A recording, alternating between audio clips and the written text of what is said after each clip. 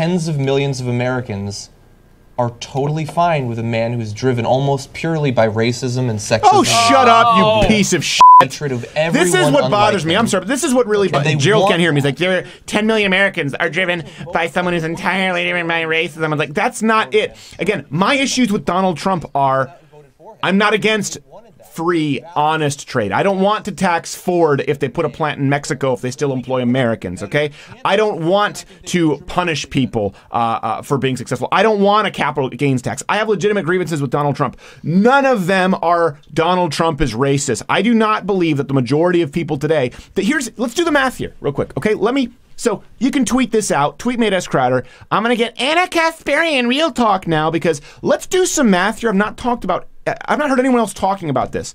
This means if you look at these maps that a majority of the bleed over to Donald Trump are people who voted for Barack Obama and felt screwed. They didn't vote for Barack Obama, then just, you know what? I hate Negroes. I hate the colored people. I'm gonna vote Trump. They voted Barack Obama in their own self-interest. They felt like they got screwed, and now they voted for Donald Trump. The vast majority of white Americans voted for Barack Obama, and now the vast majority of Americans are voting for Donald Trump. So you can't say that these same people, because there's a huge amount of people, if you look at that crossover, that these people were voting for progress with Donald Trump, with Barack Obama, and now all of a sudden they're racist because they pulled the lever for Trump because you screwed them.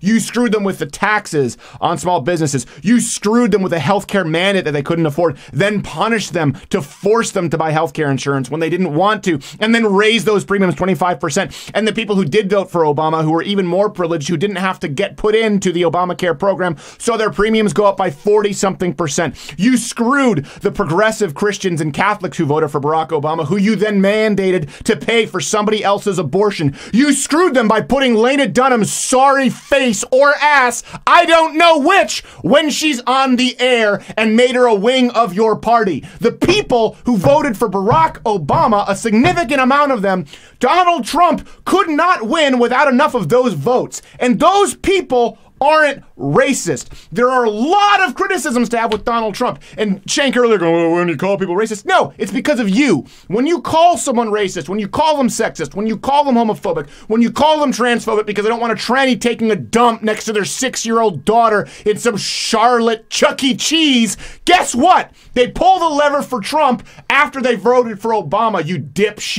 So stop acting like the only possible motivating factor here that you could fathom is racism. I bet you're the kind of guy who walks into a bar and they don't like you. You know, what is it, because I'm a Turk? No, it's because you smell. You look like a greasy, slick water buffalo who's drowning amidst the throes of being swallowed by an anaconda, and you're a dick. It's not because you're brown, just like it's not because Donald Trump's racist. Gerald, what did you want to say?